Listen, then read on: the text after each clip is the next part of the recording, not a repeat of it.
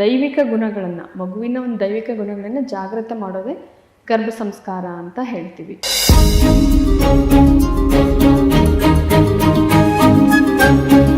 ಗರ್ಭಿಣಿಯಲ್ಲಿ ಒಂದು ಮಗು ಬೆಳೀತಾ ಇರಬೇಕಾದ್ರೆ ತಾಯಿ ಏನು ಯೋಚನೆ ಮಾಡ್ತಾಳೆ, ತಾಯಿ ಏನು ಆಹಾರ ತಗೊಳ್ತಾಳೆ, ತಾಯಿ ಎನ್ವಿರಾನ್ಮೆಂಟ್ ಹೇಗಿರುತ್ತೆ, ತಾಯಿಯ ಬಿಲೀಫ್ ಸಿಸ್ಟಮ್ ಏನಿರುತ್ತೆ, ಪ್ರತಿಯೊಂದು ಅದು ಮಗುವಿಗೆ ಟ್ರಾನ್ಸ್ಫರ್ ಆಗ್ತಾ ಇರುತ್ತೆ.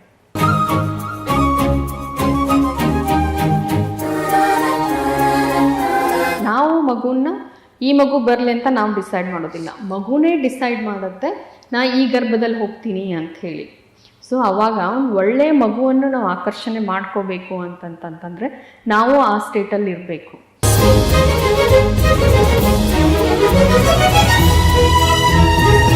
ಫುಡ್ ವೈಸ್ ಅಂದರೆ ಇವಾಗ ಕೆಲವ್ರು ಹೇಳ್ತಾರೆ ಭಗವದ್ಗೀತೆನ ಕೇಳಿ, ಒಳ್ಳೆ ಗೀತೆಗಳನ್ನ ಕೇಳಿ, ಒಳ್ಳೆ ಚಿತ್ರಗಳನ್ನು ಕೇಳಿ, ಒಳ್ಳೆ ಕೆಲಸಗಳನ್ನು ಮಾಡಿ ಅಂತೇಳಿ, ಇದೆಲ್ಲ ಇಂಪ್ಲಿಮೆಂಟೇಷನ್ ಉಪಯೋಗಕ್ಕೆ ಬರುತ್ತಾ? ನಾನು ಎಲ್ಲರಿಗೂ ಕಂಪಲ್ಸರಿ ಭಗವದ್ಗೀತೆನ ಕೇಳಬೇಕು ಅಂತ ಹೇಳ್ತೀನಿ. ನಾನೇನು ಹೇಳ್ತೀನಿ ಅಂತಂದರೆ, ನೀವು ಯಾವುದು ಟಿ ವಿ ಸೀರಿಯಲ್ಸ್ ನೋಡಬೇಡಿ, ರಾಮಾಯಣ ಮಹಾಭಾರತ ಸೀರಿಯಲ್ಸ್ ಯಾವ್ದು ನೋಡಬೇಡಿ, ಬಟ್ ಭಗವದ್ಗೀತೆಯನ್ನು ಕೇಳಬೇಕು. ನಿಮ್ಗೆ ಆದರೆ ನೀವು ಅದನ್ನು ಹೇಳಿ ಅದ್ರ ಜೊತೆ, ಇಲ್ಲ ಅಂತಂದರೆ ಸುಮ್ಮನೆ ಭಗವದ್ಗೀತೆಯನ್ನು ಕೇಳಿದ್ರೂ ಸಾಕಾಗುತ್ತೆ.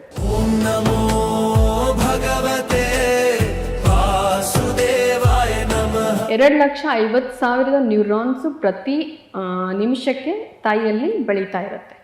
ಬಟ್ ಅವೆಲ್ಲ ನ್ಯೂರಾನ್ಸು ಉಳ್ಕೊಳ್ಳೋದಿಲ್ಲ. ಸೊ ತಾಯಿ ಕೆಲವೊಂದು ಆ್ಯಕ್ಟಿವಿಟೀಸ್ ಮಾಡಿದರೆ ಆ ನ್ಯೂರಾನ್ಸು ಒಂದಕ್ಕೊಂದು ಕನೆಕ್ಟ್ ಆಯಿತು ನ್ಯೂರಾನ್ಸ್ ಅಂತಂದರೆ ಅವು ಉಳ್ಕೊಳ್ಳುತ್ತೆ, ಇಲ್ಲ ಅಂತಂದರೆ ಹೋಗ್ಬಿಡತ್ತೆ.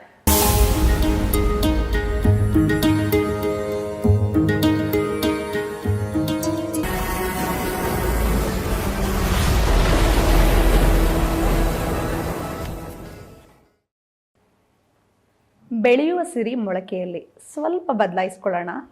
ಅದೇನೆಂದರೆ, ಬೆಳೆಯುವ ಮಗು ಯಾವ ಹಂತದಲ್ಲಿ ಅಂದರೆ ಗರ್ಭಾವಸ್ಥೆಯಲ್ಲಿ. ಹೌದು, ಈ ಹಿಂದೆ ನಾವು ಮಹಾಭಾರತದಲ್ಲೇ ಕೇಳಿದ್ದೀವಿ ಅಭಿಮನ್ಯು ಹೇಗೆ ಗರ್ಭಾವಸ್ಥೆಯಲ್ಲೇ ಸಾಕಷ್ಟು ವಿದ್ಯೆಗಳನ್ನು ಕಲಿತರು ಅಂತ ಹೇಳಿ. ಅಂದಿನಿಂದ ಇಂದಿನವರೆಗೂ ಪ್ರತಿ ತಾಯಂದಿರು ಹೇಳೋ ಒಂದೇ ಒಂದು ಮಾತಂದರೆ, ಮಗು ಎಲ್ಲ ಆ್ಯಕ್ಟಿವಿಟಿಗಳನ್ನ ಕಲಿಯುತ್ತೆ ಅಂತ ಹೇಳಿ.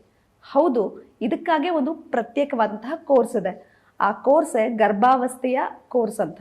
ಅದನ್ನು ಧಾರವಾಡದಲ್ಲಿರುವಂತಹ ಪ್ರತಿಭಾ ಮಾಶಾಳ್ ಮೇಡಮ್ ಸಾಕಷ್ಟು ಜನರಿಗೆ ಇಂಪ್ಲಿಮೆಂಟ್ ಮಾಡಿ ಸ್ವ ಅನುಭವ ಸಹ ಪಡೆದಿದ್ದಾರೆ. ಹಾಗಾದರೆ ಒಂದು ಮಗು ಊಟಕ್ಕಿಂತ ಮುಂಚಿತವಾಗಿ ಗರ್ಭಾವಸ್ಥೆಯಲ್ಲಿ ಹೇಗೆಲ್ಲ ಬಿಹೇವ್ ಮಾಡಬೇಕು, ತದನಂತರ ಯಾವ ಯಾವ ಹಂತಗಳಲ್ಲಿ ಅದು ಎಫೆಕ್ಟ್ ಆಗುತ್ತೆ ಅಂತ ಮೇಡಮ್ನ ಕಾರ್ಯಕ್ರಮಕ್ಕೆ ಸ್ವಾಗತ ಮಾಡೋ ಮೂಲಕ ತಿಳ್ಕೊಳ್ಳೋಣ. ನಮ್ಮ ಸ್ವಾಗತ. ನಮಸ್ತೆ ಮೇಡಮ್, ಗರ್ಭಾವಸ್ಥೆಯಲ್ಲಿ ಹೇಗೆ ಸಿದ್ಧ ಮಾಡೋದು ಒಂದು ಮಗುನ? ಇದಕ್ಕೇನಂತೀವಿ ಅಂತಂತಂದರೆ, ನಾವು ಗರ್ಭ ಸಂಸ್ಕಾರ ಅಂತ ಹೇಳ್ತೀವಿ. ಅಂದರೆ ಮಗು ಹುಟ್ಟೋಕ್ಕಿಂತ ಮುಂಚೆಯಿಂದ, ಯಾವಾಗ ದಂಪತಿಗಳು ಡಿಸೈಡ್ ಮಾಡ್ತಾರೆ ನನಗೊಂದು ಮಗು ಬೇಕು ಅಂಥೇಳಿ, ಆವಾಗಿಂದ ಇಟ್ಕೊಂಡು ಮಗು ಹುಟ್ಟಿದ ಮೇಲೆ ಆಮೇಲೆ ತಾಯಿ ಮತ್ತು ಮಗುವಿನ ಆರೈಕೆ ಏನು ಮಾಡಬೇಕು ಅಂಥೇಳಿ ಇದೆಲ್ಲ ಒಂದು ನಮ್ಮ ವೇದಗಳಲ್ಲೆಲ್ಲ ಕೊಟ್ಟಿದ್ದಾರೆ ಇದ್ರ ಬಗ್ಗೆ. ಸೊ ಅದಕ್ಕೆ ನಾವು ಗರ್ಭ ಸಂಸ್ಕಾರ ಅಂತೇವಿ. ಗರ್ಭ ಅಂದರೆ ಭ್ರೂಣ, ಭ್ರೂಣಕ್ಕೆ ಸಂಸ್ಕಾರ ಕೊಡೋದೇ ಗರ್ಭ ಸಂಸ್ಕಾರ. ಅಂದರೆ ಏನಿರುತ್ತೆ ಅದರೊಳಗೆ ಅಂತಂತಂದರೆ, ಗರ್ಭಾವತಿ ಇರೋರು ಅವ್ರು ಮಾನಸಿಕವಾಗಿ, ದೈಹಿಕವಾಗಿ, ಆಧ್ಯಾತ್ಮಿಕವಾಗಿ ಅವ್ರು ಚೆನ್ನಾಗಿರಬೇಕು. ಆ ಸ್ಥಿತಿಯಲ್ಲಿ, ಒಳ್ಳೆಯ ಒಂದು ಸ್ಥಿತಿಯಲ್ಲಿ ಇದ್ದರೆ ಆಟೋಮೆಟಿಕ್ಲಿ ಅಲ್ಲಿ ಬೆಳೆಯೋ ಮಗುನೂ ಒಂದು ಒಳ್ಳೆಯ ಸ್ಥಿತಿಯಲ್ಲಿ ಇರುತ್ತೆ. ಸೊ ಅದಕ್ಕೆ ನಾವು ಗರ್ಭ ಸಂಸ್ಕಾರ ಅಂತ ಹೇಳ್ತೀವಿ. ದೈವಿಕ ಗುಣಗಳನ್ನು, ಮಗುವಿನ ಒಂದು ದೈವಿಕ ಗುಣಗಳನ್ನು ಜಾಗೃತ ಮಾಡೋದೇ ಗರ್ಭ ಸಂಸ್ಕಾರ ಅಂತ ಹೇಳ್ತೀವಿ. ಸೊ ಇದರಲ್ಲಿ ಏನಿರುತ್ತೆ ಅಂತಂತಂದರೆ, ನಾವೀಗ ನೋಡಿದರೆ ಹಳೆ ಕಾಲದಲ್ಲಿ ಜನರು ಏನಂತ ಇದ್ರು, ಗರ್ಭಾವತಿ ಯಾವಾಗಲೂ ನಗ್ನಗ್ತಾ ಇರಬೇಕು, ಖುಷಿಯಾಗಿರಬೇಕು ಅಂತ. ಅದಕ್ಕೂ ಒಂದು ರೀಸನ್ ಇದೆ. ಯಾಕೆ ಅಂತಂತಂದರೆ, ಅಲ್ಲಿ ಆ ಗರ್ಭಿಣಿಯಲ್ಲಿ ಒಂದು ಮಗು ಬೆಳೀತಾ ಇರಬೇಕಾದ್ರೆ ತಾಯಿ ಏನು ಯೋಚನೆ ಮಾಡ್ತಾಳೆ, ತಾಯಿ ಏನು ಆಹಾರ ತಗೊಳ್ತಾಳೆ, ತಾಯಿ ಎನ್ವಿರಾನ್ಮೆಂಟ್ ಹೇಗಿರುತ್ತೆ, ತಾಯಿಯ ಬಿಲೀಫ್ ಸಿಸ್ಟಮ್ ಏನಿರುತ್ತೆ, ಪ್ರತಿಯೊಂದು ಅದು ಮಗುವಿಗೆ ಟ್ರಾನ್ಸ್ಫರ್ ಆಗ್ತಾ ಇರುತ್ತೆ. ಸೊ ಅದಕ್ಕೆ ನಾವು ಮೊದಲಿನ ಕಾಲದಲ್ಲಿ ನೋಡಿದರೆ 7-8 ಜನ 10 ಜನ ಇತ್ತು ಅಂತ ಹೇಳಿ ನೋಡಿದರೆ, ಆ ಪ್ರತಿಯೊಬ್ಬರು ಮಕ್ಕಳು ಬೇರೆ ಬೇರೆನೇ ಇರ್ತಾಯಿದ್ರು. ತಂದೆ ತಾಯಿಗಳು ಸೇಮ್ ಇದ್ದಾರೆ, ಬಟ್ ಮಕ್ಕಳು ಬೇರೆ ಬೇರೆ ಇದ್ದಾರೆ. ಇದು ಯಾಕೆ ಅಂತಂತಂದರೆ, ಆ ಒಂದು ಸ್ಟೇಜಲ್ಲಿ ಗರ್ಭಾವತಿ ಇರಬೇಕಾದ್ರೆ ತಾಯಿ ಏನು ಯೋಚನೆ ಮಾಡ್ತಾಳೆ, ತಾಯಿ ಏನು ಪರಿಸ್ಥಿತಿ ಇರುತ್ತೆ, ಅದ್ರ ಮೇಲೆ ಪ್ರತಿಯೊಂದು ಅವಲಂಬನೆ ಆಗಿರುತ್ತೆ. ಮೇಡಮ್, ಗರ್ಭ ಸಂಸ್ಕಾರ ಅಂದರೆ ಯಾವ ಹಂತದಲ್ಲಿ? ನೀವು ಹೇಳಿದ್ರಿ ಮಗುವಿನ ಆಲೋಚನೆ ಮಾಡಿದ ತಕ್ಷಣ ಯಾರೋ ಪೋಷಕರು ಇರ್ತಾರೆ, ಅವರು ಸಜ್ಜಾಗಬೇಕು. ಹೇಗೆ ಸಜ್ಜಾಗಬೇಕು, ಆಕೆಯ ವಾತಾವರಣ ಹೇಗಿರಬೇಕು ಡೇ 1 ಫಸ್ಟ್ ಏನು ಅಂತಂತಂದರೆ, ಈಗ ಒಂದು ಭೂಮಿಗೆ ನಾವು ಒಬ್ಬ ರೈತ ಒಂದು ಹೊಲ ಇದು ಮಾಡ್ತಾನಂತಂದರೆ ಫಸ್ಟ್ ಅದನ್ನೆಲ್ಲ ಕಳೆ ಎಲ್ಲ ತೆಗೆದು ಭೂಮಿಯನ್ನು ಕ್ಲೀನ್ ಮಾಡ್ತಾನೆ. ಸೊ ಆಗಲೇ ನಮ್ಮಲ್ಲೂ ಏನು ಮಾಡಬೇಕು ಅಂತಂದರೆ, ಈ ದಂಪತಿಗಳು ಈಗ ನನಗೆ ಮಗು ಬೇಕು ಅಂತ ಡಿಸೈಡ್ ಮಾಡಿದ ಮೇಲೆ ಅವರು ಶುದ್ಧೀಕರಣ ಅಂತ ಹೇಳ್ತೀವಿ ನಾವು. ಸೊ ದೇಹದ ಶುದ್ಧೀಕರಣನೂ ಆಗಬೇಕು, ಮನಸ್ಸಿನ ಶುದ್ಧೀಕರಣನೂ ಆಗಬೇಕು. ಸೊ ಅದಾದಮೇಲೆ ನೆಕ್ಸ್ಟು ಗರ್ಭಧಾನ ಅಂತ ಹೇಳ್ತೀವಿ. ಸೊ ಪ್ರೆಗ್ನೆನ್ಸಿ, ಕನ್ಸೀವ್ ಆಗೋದು. ಸೊ ಈ ಕನ್ಸೀವ್ ಆದಮೇಲೆ ಫಸ್ಟ್ ಮಂತಿಂದ, ಅಂದರೆ ನಮಗೆ ಫಸ್ಟ್ ಮಂತ್ ಗೊತ್ತಾಗೋದಿಲ್ಲ, ಯಾವಾಗ ನಮ್ಮದು ಪೀರಿಯಡ್ ಮಿಸ್ ಆಗುತ್ತೆ ಅವಾಗ ನಮಗೆ ಇದು ನಮ್ಮ ಗರ್ಭ ನಿಂತಿದೆ ಅಂತ ಗೊತ್ತಾಗುತ್ತೆ. ಅವಾಗಿನಿಂದ ಟಿಲ್ 9 months ಏನು ಮಾಡಬೇಕು ಅನ್ನೋದನ್ನು ನಾನು ಹೇಳ್ತೀನಿ. ಮೇಡಮ್, ನೀವು ಅದನ್ನು ಎಕ್ಸ್ಪ್ಲೈನ್ ಮಾಡೋದಾದರೆ, ಮೊದಲನೇ ತಿಂಗಳು ನೀವು ಹೇಳಿದ್ರಿ ಶುದ್ಧೀಕರಣ ಆಂತರಿಕ ಮತ್ತು ಮಾನಸಿಕವಾಗಿ. ಯಾವ ರೀತಿ ಮೇಡಮ್ ಇದು ಶುದ್ಧೀಕರಣ, ದೇಹ ಶುದ್ಧೀಕರಣ ಅಂದರೆ ಒಂದು ಒಳ್ಳೆಯ ಮಗು ಬೇಕು ಅಂತಂತಂದರೆ, ಒಂದು ಫಲವತ್ತಾದ ಬೆಳೆ ಬರಬೇಕು ಅಂತಂದರೆ ಹೇಗೆ ನಾವು ಕ್ಲೀನ್ ಮಾಡ್ತೀವಲ್ಲ ಒಂದು ಹೊಲನ, ಅದೇ ರೀತಿ ನಾವು ತಗೊಳ್ಳೋ ಆಹಾರಗಳನ್ನು ಚೆನ್ನಾಗಿರಬೇಕು. ಅಂದರೆ ಒಂದು ಒಳ್ಳೆಯ ಒಂದು ಮಗು ಬರೋಕ್ಕೆ ಸಾಧ್ಯ ಆಗುತ್ತೆ. ಇದಿಷ್ಟೇ ಇದ್ದರೆ ಸಾಧ್ಯ ಆಗೋದಿಲ್ಲ, ನಮ್ಮ ಮನಸ್ಸು ಶುದ್ಧವಾಗಿರಬೇಕು. ಈಗ ಇನ್ನೊಂದೇನು ಹೇಳ್ತಾರೆ ಅಂತಂತಂದರೆ, ನಾವು ಮಗುನ ಈ ಮಗು ಬರಲಿ ಅಂತ ನಾವು ಡಿಸೈಡ್ ಮಾಡೋದಿಲ್ಲ, ಮಗುನೇ ಡಿಸೈಡ್ ಮಾಡುತ್ತೆ ನಾ ಈ ಗರ್ಭದಲ್ಲಿ ಹೋಗ್ತೀನಿ ಅಂತ ಹೇಳಿ. ಸೊ ಆವಾಗ ಒಂದು ಒಳ್ಳೆಯ ಮಗುವನ್ನು ನಾವು ಆಕರ್ಷಣೆ ಮಾಡ್ಕೋಬೇಕು ಅಂತಂತಂದರೆ ನಾವು ಆ ಸ್ಟೇಟಲ್ಲಿ ಇರಬೇಕು. ನಾವು ಆ ಒಂದು ಎನ್ವಿರಾನ್ಮೆಂಟ್ ಮಗುವಿಗೆ ಕೊಟ್ಟರೆ ಒಂದು ದಿವ್ಯವಾದ ಮಗು ನಮ್ಮ ಗರ್ಭದಲ್ಲಿ ಬರೋಕ್ಕೆ ಸಾಧ್ಯವಾಗುತ್ತೆ. ಮೊದಲ ತಿಂಗಳು ಆಹಾರ ಅಂತ ಹೇಳಿದ್ರಿ, ಮೊದಲ ಶುದ್ಧೀಕರಣ ಅಂದರೆ ಆಹಾರದಲ್ಲಿ ಶುದ್ಧೀಕರಣ, ಮತ್ತು ಮಾತಿನಲ್ಲಿರ್ಬೋದು, ಸುತ್ತಮುತ್ತಲಿನ ವಾತಾವರಣ ಇರ್ಬೋದು, ಅದರಲ್ಲಿ ಶುದ್ಧೀಕರಣ ಅಂತ ಹೇಳಿದ್ರಿ. ಎವ್ರಿ ಮಂತನ್ನು ತಗೊಳ್ಳೋದಾದರೆ ಫಸ್ಟ್ ಮಂತ್ ಏನು, ಸೆಕೆಂಡ್ ಮಂತ್ ಏನು, ಯಾವಾಗ ನಮ್ಮ ಮಾತುಗಳು, ನಮ್ಮ ಆಲೋಚನೆಗಳನ್ನು ಅದು ಕೇಳೋಕ್ಕೆ ಶುರು ಮಾಡುತ್ತೆ, ಒಪ್ಪಿಕೊಳ್ಳೋಕೆ ಶುರು ಮಾಡುತ್ತೆ, ಅನುಸರಿಸೋಕ್ಕೆ ಶುರು ಮಾಡುತ್ತೆ.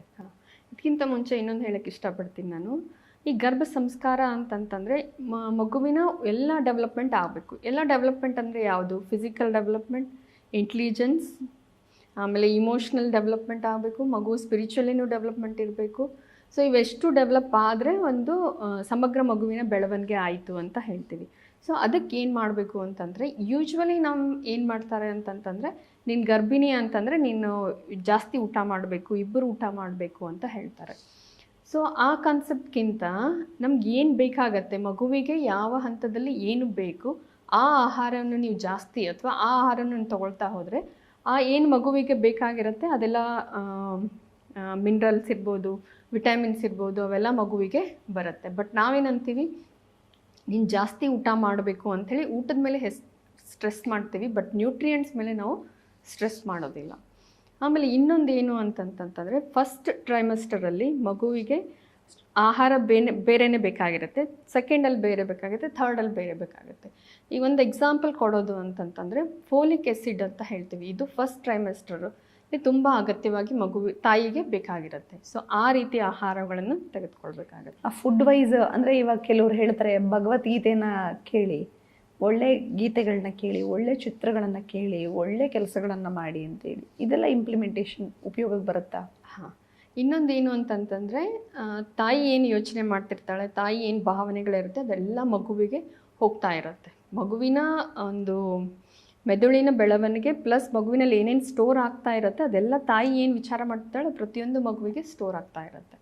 ಸೊ ಈ ಸಂದರ್ಭದಲ್ಲಿ ಆಮೇಲೆ ನ್ಯೂರಾನ್ಸ್ ಅಂತ ಹೇಳ್ತೀವಿ ನಾವು. ನ್ಯೂರಾನ್ಸ್ ಅಂತಂತಂದರೆ ನಮ್ಮ ಮೆಮರಿಯನ್ನು ಸ್ಟೋರ್ ಮಾಡುವಂಥ ಒಂದು ಕೆಪಾಸಿಟಿ ಇರುತ್ತೆ ಅದಕ್ಕೆ. ಸೊ ಈ ನ್ಯೂರಾನ್ಸ್ಗಳನ್ನು ಈ ಗರ್ಭಾವಸ್ಥೆಯಲ್ಲೇ ಬೆಳೀತಾ ಇರುತ್ತೆ. ಸೊ 2,50,000 ನ್ಯೂರಾನ್ಸು ಪ್ರತಿ ನಿಮಿಷಕ್ಕೆ ತಾಯಿಯಲ್ಲಿ ಬೆಳೀತಾ ಇರುತ್ತೆ. ಬಟ್ ಅವೆಲ್ಲ ನ್ಯೂರಾನ್ಸು ಉಳ್ಕೊಳ್ಳೋದಿಲ್ಲ. ಸೊ ತಾಯಿ ಕೆಲವೊಂದು ಆ್ಯಕ್ಟಿವಿಟೀಸ್ ಮಾಡಿದರೆ ಆ ನ್ಯೂರಾನ್ಸು ಒಂದಕ್ಕೊಂದು ಕನೆಕ್ಟ್ ಆಯಿತು ನ್ಯೂರಾನ್ಸ್ ಅಂತಂದರೆ ಅವು ಉಳ್ಕೊಳ್ಳುತ್ತೆ, ಇಲ್ಲ ಅಂತಂದರೆ ಹೋಗ್ಬಿಡತ್ತೆ. ಸೊ ಅದಕ್ಕೆ ತಾಯಿ ಏನಾದರೂ ಕೆಲಸ ಮಾಡ್ತಾ ಇರಬೇಕು, ಏನಾದರೂ ಆ್ಯಕ್ಟಿವಿಟಿ ಮಾಡ್ತಾ ಇರಬೇಕು. ಸೊ ಆವಾಗ ಆ ನ್ಯೂರಾನ್ಸ್ ಕನೆಕ್ಟ್ ಆಗ್ತಾ ಇರುತ್ತೆ. ತಾಯಿ ಏನಾದರೂ ಓದ್ತಾ ಇರಬೇಕು, ಮ್ಯೂಸಿಕ್ ಕೇಳಬೇಕು. ಮ್ಯೂಸಿಕ್ ಕೇಳಬೇಕು ಅಂತಂದರೆ ಎಲ್ಲ ಮ್ಯೂಸಿಕ್ ಕೇಳಿದರೆ ಅದು ಪ್ರಯೋಜನ ಆಗೋದಿಲ್ಲ. ಸೊ ಕೆಲವೊಂದು ಪರ್ಟಿಕ್ಯುಲರ್ ಮ್ಯೂಸಿಕ್ ಇದೆ, ಆ ಮ್ಯೂಸಿಕ್ಕಿನ ಕೇಳಿದರೆ ಆಟೋಮೆಟಿಕ್ಲಿ ತಾಯಿ ಕಾಮ್ ಆಗ್ತಾರೆ. ತಾಯಿ ಎಷ್ಟು ಕಾಮ್ ಕೂಲ್ ಅಂತ ಫೀಲಿಂಗಲ್ಲಿ ಇರ್ತಾರೆ, ಮಗುವೂ ತುಂಬ ಚೆನ್ನಾಗಿ ಬೆಳೆಯುತ್ತೆ, ಮಗುವೂ ಅದೇ ಒಂದು ಸ್ಟೇಟಲ್ಲಿ ಇರುತ್ತೆ. ಆಮೇಲೆ ಕೆಲವೊಂದು ಮಂತ್ರಗಳನ್ನು ಹೇಳಬೇಕು. ಮಂತ್ರಗಳಲ್ಲೂ ತುಂಬ ಶಕ್ತಿ ಇರುತ್ತೆ. ಯಾವ ಮಂತ್ರ ಹೇಳಬೇಕು, ಹೇಗೆ ಹೇಳಬೇಕು, ಯಾವಾಗ ಹೇಳಬೇಕು, ಸೊ ಅದನ್ನು ನಾನು ಹೇಳಿದ್ದೀನಿ. ಒಂದು ಎಕ್ಸಾಂಪಲ್ ಹೇಳಬೇಕು ಅಂದರೆ, ಬೆಳಗ್ಗೆ ಎದ್ದ ಕೂಡಲೇ ನಾವು ನಮ್ಮ ಮುಖಗಳನ್ನು ಕೈಗಳನ್ನು ನೋಡಿ ಕರಾಗ್ರೆ ವಸತಿ ಲಕ್ಷ್ಮಿ, ಕರ ಮಧ್ಯೆ ಸರಸ್ವತಿ ಅಂತ ಹೇಳ್ತೀವಿ. ಅಂದರೆ ನಮ್ಮ ಕೈಗಳಲ್ಲೂ ದೇವರಿದ್ದಾರೆ ಅಂತ ಹೇಳಿ. ಸೊ ಇದು ಬರೀ ಆಧ್ಯಾತ್ಮಿಕ ಅಲ್ಲ, ಇದ್ರೊಳಗೊಂದು ಕೆಲವೊಂದು ರೀಸನ್ಸು ಇದೆ. ಆಮೇಲೆ ಕೆಳಗೆ ಭೂಮಿ ಮೇಲೆ ಪಾದ ಇಡೋಕ್ಕಿಂತ ಮುಂಚೆ ಭೂಮಿಗೆ ನಮಸ್ಕರಿಸ್ಬೇಕು. ಯಾಕೆ ಅಂತಂದರೆ ಭೂಮಿ ತಾಯಿ ಅಂತ ಹೇಳ್ತೀವಿ ನಾವು ಭೂಮಿನ. ಸೊ ಆ ಒಂದು ಭಾವನೆ ನಮ್ಮಲ್ಲೂ ಬರಬೇಕು. ನಮ್ಮಲ್ಲೇ ಆ ಭಾವನೆ ಬಂತಂದರೆ ಆಟೋಮೆಟಿಕ್ಲಿ ಮಗುವಿನಲ್ಲೂ ಆ ಭಾವನೆಗಳನ್ನ ಬರುತ್ತೆ.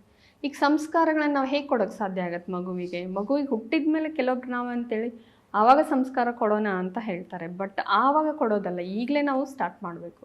ಈಗಲೇ ಮಗು ಬೆಳೀತಾ ಇದೆ, ಮಗುವಿನ ಬ್ರೈನ್ ಬೆಳೀತಾ ಇದೆ, ಅದರೊಳಗೆಲ್ಲ ಇನ್ಫಾರ್ಮೇಷನ್ ಹೋಗ್ತಾ ಇದೆ. ಈಗಲೇ ನಾವು ಅವ್ರಿಗೆ ಒಂದು ಸಂಸ್ಕಾರ ಕೊಡ್ತಾ ಹೋಗಬೇಕು. ಇದಕ್ಕೆ ಗರ್ಭ ಸಂಸ್ಕಾರ ಅಂತ ಹೇಳಿರೋದು. ಮೇಡಮ್, ನೀವು ಹೇಳಿದ್ರಿ ಏನೇನು ಮಾಡಬೇಕು ಅಂತ ಹೇಳಿ. ಕೆಲವು ಕಡೆ ಇದು ಫೆಸಿಲಿಟಿ ಅಸಾಧ್ಯದ ವಿಚಾರ. ತಾಯಿ ಯಾವುದೋ ಕೋಪ ಮಾಡ್ಕೊಳ್ಳೋ ಯಾವುದೋ ವರ್ಕ್ ಎನ್ವೈರ್ಮೆಂಟಲ್ಲಿ ಇರ್ತಾಳೆ, ಮನೆ ಎನ್ವೈರ್ಮೆಂಟಲ್ಲಿ ಇರ್ತಾರೆ. ನಿಮ್ಮ ಹತ್ರ ಬಂದು ಕೆಲವರು ಕೇಳಿದ್ದಾರೆ ಅಂತ ನೀವು ಹೇಳಿದಿರಿ. ತುಂಬ ಜನ ಬಂದು ಕೇಳಿದ್ದಾರೆ, ಪೇರೆಂಟ್ಸ್ ಮಗು ಕಿರ್ಚುತ್ತೆ, ಹೇಳಿದ ಮಾತು ಕೇಳಲ್ಲ ಅಂತ ಹೇಳಿ. ಇದೆಲ್ಲ ಗರ್ಭಾವಸ್ಥೆಯ ಎಫೆಕ್ಟಾ? ಹೌದು. ನಾನೊಂದು ಎಕ್ಸಾಂಪಲ್ ಹೇಳೋಕ್ಕೆ ಇಷ್ಟಪಡ್ತೀನಿ. ಈಗ ಯಾವುದಾದ್ರು ಸ್ಕೂಲಲ್ಲಿ ಹೋಗಿ ನೀವು ಚಿಕ್ಕ ಮಕ್ಕಳು ಇನ್ನೂ ಅವರು LKG UKG ಇರ್ತಾರೆ. ಬಟ್ ಕೆಲವೊಂದು ಮಕ್ಳು ಏನಿರ್ತದೆ, ಬೇರೆಯವ್ರಿಗೆ ಚೂಟೋದು, ಹೊಡೆಯೋದು, ಸುಮ್ಮನೆ ಮಾಡ್ತಿರ್ತಾರೆ. ಬಟ್ ಇವ್ರಿಗೆ ಹೋಗಿ ನೀವು ಅವ್ರ ತಾಯಿ ಕೇಳಿದರೆ, ಈ ಪ್ರೆಗ್ನೆನ್ಸಿ ಟೈಮಲ್ಲಿ ಏನಾಗಿತ್ತು ಅಂತ ಕೇಳಿದರೆ, ಏನೋ ಒಂದು ಸಣ್ಣ ಡಿಸ್ಟರ್ಬೆನ್ಸು ಏನೋ ಆಗಿರುತ್ತೆ ಅವ್ರಿಗೆ. ಸೊ ಆದ ಇಫೆಕ್ಟು ಮಗುವಿನ ಮೇಲೆ ಬಿದ್ದಿರೋದ್ರಿಂದ ಮಗು ಹಾಗೆ ಮಾಡ್ತಾ ಇರುತ್ತೆ. ಬಟ್ ಈ ಗರ್ಭ ಸಂಸ್ಕಾರ ಮಾಡಿದರು ಅಂತಂತಂದರೆ, ಈಗ ನಮ್ದು ಏನಾಗಿದೆ ಅಂತಂದರೆ, ಈ ಸಿಚುವೇಷನಲ್ಲಿ ನಾನು ಹೇಳೋಕ್ಕಾಗಲ್ಲ ನೀವು ಶಾಂತ ಇರ್ರಿ, ಸಮಾಧಾನ ಇರ್ರಿ, ಯಾವಾಗಲೂ ನಗ್ನಗ್ತಾ ಇರ್ರಿ, ಖುಷಿಯಾಗಿರ್ರಿ ಅಂತ ಹೇಳೋಕ್ಕೆ ಸಾಧ್ಯ ಆಗೋದಿಲ್ಲ. ಯಾಕಂತಂದರೆ ನಮ್ಮದು ಲೈಫೇ ಫುಲ್ ಸ್ಟ್ರೆಸ್ಫುಲ್ ಲೈಫ್ ಆಗಿದೆ. ಆಮೇಲೆ ಇವನ್ ವರ್ಕಿಂಗ್ ವುಮೆನ್ ಇದ್ದರೆ ಇನ್ನೂ ಅವರಿಗೆ ಸ್ಟ್ರೆಸ್ ಇನ್ನೂ ಜಾಸ್ತಿ ಆಗುತ್ತೆ. ಸೊ ಈ ಸಂದರ್ಭದಲ್ಲಿ ನಾವು ಹೇಗೆ ಕಾಮ್ ಇರಬೇಕು, ತಾಯಂದಿರು ಹೇಗೆ ಕೂಲ್ ಇರಬೇಕು, ಸೊ ಅದನ್ನು ಹೇಳ್ಕೊಡೋದೇ ಇದು ನಂದು ಒಂದು ಮೇನ್ ಉದ್ದೇಶ. ಸೊ ನಮ್ಗೆ ಯಾವುದೇ ಒಂದು ಸಿಚುವೇಶನ್ ಬಂದ್ರೂ ಅದರೊಳಗೆ ನಾವು ಎಷ್ಟು ಕಾಮ್ ಇರೋಕ್ಕೆ ಸಾಧ್ಯ ಇದೆ, ಅದನ್ನು ಹೇಗೆ ನಾವು ನಿಭಾಯಿಸ್ಬೋದು ಅಂಥೇಳಿ. ಯಾಕಂತಂದರೆ ಈ ಸ್ಟ್ರೆಸ್ ಲೆವೆಲ್ ಜಾಸ್ತಿ ಆಯಿತು ಅಂತಂತಂದರೆ ಆಮೇಲೆ ನಮ್ಮ ಪ್ರೆಗ್ನೆನ್ಸಿಯಲ್ಲಿ ಡಿಲಿವರಿಯಲ್ಲಿನೂ ನಮಗೆ ಕಾಂಪ್ಲಿಕೇಶನ್ಸ್ ಸ್ಟಾರ್ಟ್ ಆಗುತ್ತೆ.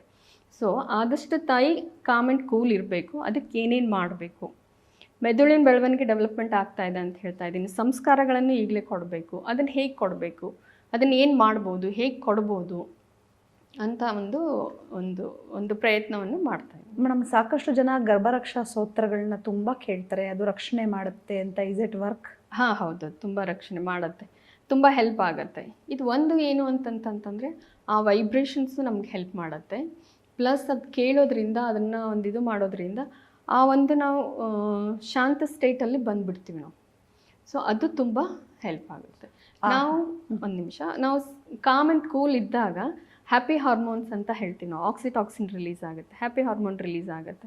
ಆಟೋಮೆಟಿಕ್ಲಿ ಆ ಹಾರ್ಮೋನ್ಸ್ ಮಗುವಿಗೆ ಹೋಗುತ್ತೆ, ಮಗುವೂ ಶಾಂತ, ಕೂಲ್, ಸಮಾಧಾನವಾಗಿ ಇರ್ತಾರೆ. ಆಮೇಲೆ ಇನ್ನೊಂದು ನೀವು ಕೇಳಿದ್ರಿ ಭಗವದ್ಗೀತೆ ಅಂಥೇಳಿ.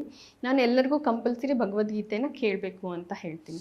ನಾನೇನು ಹೇಳ್ತೀನಿ ಅಂತಂದರೆ, ನೀವು ಯಾವುದು TV ಸೀರಿಯಲ್ಸ್ ನೋಡಬೇಡಿ, ರಾಮಾಯಣ ಮಹಾಭಾರತ ಸೀರಿಯಲ್ಸ್ ಯಾವುದು ನೋಡಬೇಡಿ, ಬಟ್ ಭಗವದ್ಗೀತೆಯನ್ನು ಕೇಳಬೇಕು. ನಿಮ್ಗೆ ಆದರೆ ನೀವು ಅದನ್ನು ಹೇಳಿ ಅದ್ರ ಜೊತೆ. ಇಲ್ಲ ಅಂತಂದರೆ ಸುಮ್ಮನೆ ಭಗವದ್ಗೀತೆಯನ್ನು ಕೇಳಿದ್ರೂ ಸಾಕಾಗುತ್ತೆ. ಯಾಕಂದರೆ ಇಲ್ಲಿ ಏನು ಮಾಡಬೇಕಲ್ಲ ಈ ಭೂಮಿ ಮೇಲೆ, ಅದನ್ನೆಲ್ಲನೂ ಶ್ರೀಕೃಷ್ಣ ಪರಮಾತ್ಮ ಭಗವದ್ಗೀತೆಯಲ್ಲೇ ಹೇಳಿಬಿಟ್ಟಿದ್ದಾರೆ. ಸೊ ಅದನ್ನು ಬಿಟ್ಟು ಬೇರೆ ಕಲಿಯೋದು ಏನೂ ಇಲ್ಲ. ಈಗ ನಾವು ಕಲಿತಾ ಇದ್ದೀವಿ ಅಂತ ಹೇಳ್ತಾ ಇದ್ದೀವಿ, ಬಟ್ ಇದೆಲ್ಲ ನಮ್ಮದು ಹೊಟ್ಟೆ ಪೂರ್ತಿ ತುಂಬಿಸ್ಕೊಳ್ಳೋಕ್ಕೆ ಕಲಿತಾ ಇರೋದು. ಸೊ ಉಳಿದದ್ದು ಕಲಿಯೋದು ಏನಿದೆ ಅಲ್ಲ, ಅದೆಲ್ಲ ನಮಗೇನು ಸಂಸ್ಕಾರ ಅಂತ ಹೇಳ್ತಾ ಇದ್ವಿ, ಅದು ಅದರೊಳಗಿದೆ.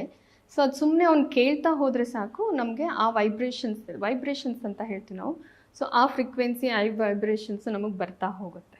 ಸೊ ತುಂಬ ಅದು ಒಂದು ಒಳ್ಳೆ ಇಫೆಕ್ಟ್ ಕೊಟ್ಟಿದೆ. ಮೇಡಮ್, ಫೈನಲಿ ಇದನ್ನ ನೀವು ಪರ್ಸ್ನಲಿ ಎಕ್ಸ್ಪೆರಿಮೆಂಟ್ ಮಾಡಿದಿರಿ ಅಂತ ಹೇಳಿದಿರಿ. ಅದರ ರಿಸಲ್ಟ್ ಹೇಗಿದೆ ನಿಮಗೆ? ನೀವು ಇದನ್ನು ಹೇಗೆ ಹುಡುಕಿದ್ರಿ? ಇದೇನಂದ್ರೆ, ನನ್ನ ಫಸ್ಟ್ ಮಗು ಪ್ರೆಗ್ನೆನ್ಸಿ ಇದ್ದಾಗ ನಂಗೆ 7th ಮಂತಿಗೆ ಒಬ್ಬರು ಹೇಳಿದರು, ರಾಜನ್ ಸರ್ ಅಂಥೇಳಿ, ಹಿಂಗೆ ಗರ್ಭ ಸಂಸ್ಕಾರ ಅಂತ ಇರುತ್ತೆ ಅಂತ ಹೇಳಿದರು. ಓಕೆ, ಹಂಗಂದ್ರೆ ಕಳಿಸಿ ಅಂತ ಹೇಳಿದೆ. ಅವಾಗ ಒಂದು CD ಕೊಟ್ಟಿದ್ರು ಅಷ್ಟೇ. ಕೆಲವೊಂದು ಮಂತ್ರಗಳು, ಕೆಲವೊಂದು ಹಾಡುಗಳು ಅಷ್ಟೇ ಇತ್ತು. ಅದನ್ನು ಮಾಡಿದೆ ನಾನು. ಆಮೇಲೆ ಸರ್ಗೆ ಒಬ್ಬರೊಂದು ಬುಕ್ ಕೊಟ್ಟರು. ಆ ಬುಕ್ಕಲ್ಲಿ ಷೋಡಶ ಸಂಸ್ಕಾರಗಳು ಅಂಥೇಳಿ, ಅದನ್ನು ಹೇಗೆ ಮಾಡಬೇಕು ಅಂಥೇಳಿ ಅವರು PhD ಮಾಡಿ ಆ ಬುಕ್ಕದ್ದು ಒಂದು PhD ಕಾಪಿ ನಂಗೆ ಕೊಟ್ಟಿದ್ರು. ಸೊ ಇದನ್ನು ನೋಡಿ ಹಂಗಂದರೆ ನಾನು ಮಾಡಬೇಕಿದನ್ನು ಅಂಥೇಳಿ ಪ್ರತಿಯೊಂದು ಅವರು ಡಿಟೇಲಾಗಿ ಕೊಟ್ಟಿದ್ರು. ಅಂದರೆ ಏನು ಮಾಡಬೇಕು, ಯಾವ ಸಂಸ್ಕಾರ ಏನು ಮಾಡಬೇಕು ಅಂಥೇಳಿ. ಯಾಕಂದರೆ ನಮ್ಮ ಈ ಭಾರತ ಸಂಸ್ಕೃತಿಯಲ್ಲಿ ಪ್ರತಿಯೊಂದಕ್ಕೂ ಒಂದು ಸಂಸ್ಕಾರ ಇದೆ. ಮದುವೆ ಆಗಲಿ, ಮದುವೆ ಆಯಿತು ಮುಂಜಿ ಮಾಡೋದು, ನಾಮಕರಣ ಇಡೋದು, ಇವೆಲ್ಲನೂ ಸಂಸ್ಕಾರಗಳಿದ್ದಾವೆ. ಸೊ ಅದರೊಳಗಡೆ ಹಿಂಗೆ ಮಾಡಬೇಕು, ಹಿಂಗೊಂದು ಇರುತ್ತೆ ಅಂಥೇಳಿ ಒಂದು ಬಂತು. ಸೊ ಅದಕ್ಕೆ ನಾನು ಇನ್ನೂ ಡೀಟೇಲಾಗಿ ಮಾಡಬೇಕು ಅಂಥೇಳಿ ನಾನು ಮಾಡಿದ್ದೆ. ಬಟ್ ಇದು ಕೋರ್ಸ್ ಮಾಡಬೇಕು ಅಂತ ವಿಚಾರ ನನಗೆ ಯಾವಾಗ ಬಂತು ಅಂತಂತಂದರೆ, ನಾವು ಇಲ್ಲಿ ವಿಸ್ತಾ ಜಿಂದಗಿಯಲ್ಲಿ ಮೈ ಚೈಲ್ಡ್ ಅಂತ ಒಂದು ಕೋರ್ಸ್ ಇದೆ. ಅಂದರೆ 21ನೇ ಶತಮಾನದಲ್ಲಿ ಮಕ್ಕಳನ್ನು ಹೇಗೆ ಬೆಳೆಸಬೇಕು ಅಂಥೇಳಿ. ಆ ಕೋರ್ಸಲ್ಲಿ ಎಲ್ಲ ಕೆಲವು ತಾಯಂದಿರುಗಳು ನನಗೆ ಕಾಲ್ ಮಾಡ್ತಾಯಿದ್ರು. ಸೊ ನನ್ನ ಮಗು ತುಂಬ ಸಿಟ್ಟು ಮಾಡ್ಕೊಳ್ಳುತ್ತೆ, ಹೇಳಿದ ಮಾತು ಕೇಳೋದಿಲ್ಲ, ಏನು ಮಾಡಬೇಕು ಅಂಥೇಳಿ. ಸೊ ಆವಾಗ ನನಗೇನು ಕಲ್ಪನೆ ಬಂತು ಅಂತಂತಂದರೆ, ಇದನ್ನು ನಾನು ಮಾಡಿದ್ದನ್ನು ಈಗ ನಾನು ಹೇಳಬೇಕಾಗತ್ತೆ ಇವರಿಗೆ, ಅಂದರೆ ಅದು ಒಂದು ಇಫೆಕ್ಟಿವ್ ಆಗುತ್ತೆ. ಯಾಕಂದ್ರೆ ಬೇಸ್ದಿಂದನೇ ಕಂಟಿನ್ಯೂ ಮಾಡಬೇಕು, ಒಂದು ಕೆಲಸ ಮಾಡಿದರೆ ಕರೆಕ್ಟ್ ಆಗುತ್ತೆ ಅಂತ ಅನಿಸಿ ಇದು ಗರ್ಭ ಸಂಸ್ಕಾರ ಕೋರ್ಸು ಮಾಡಿದೆ. ತಾಳ್ಮೆ, ಸಂಸ್ಕಾರ, ಇನ್ನೂ ಸಹನೆ, ಇದೆಲ್ಲ ಜೀವನದಲ್ಲಿ ಪ್ರತಿ ಹಂತದಲ್ಲೂ ಬೇಕಾಗಿರುತ್ತೆ. ಅದು ಹೇಳಿದಾಗ, ಕೇಳಿದಾಗ, ನೋಡಿದಾಗ ಬರಲ್ಲ. ಬದಲಾಗಿ ಗರ್ಭ ಸಂಸ್ಕಾರದಿಂದ ಪ್ರತಿಫಲ ಸಿಕ್ಕಿದೆ ಅಂತ ಹೇಳಿ ಖುದ್ದು ನಮ್ಮ ಜೊತೆ ಅದನ್ನು ಎಕ್ಸ್ಪೆರಿಮೆಂಟ್ ಮಾಡಿರೋರು, ಅದರಿಂದ ಸಾಕಷ್ಟು ಜನಕ್ಕೆ ಮಾರ್ಗದರ್ಶನ ನೀಡಿರೋರು ನಮ್ಮ ಜೊತೆ ಇವತ್ತು ಹಂಚ್ಕೊಂಡಿದ್ದಾರೆ. ನಮ್ಮ ಧನ್ಯವಾದ. Thank you. ಧನ್ಯವಾದಗಳು.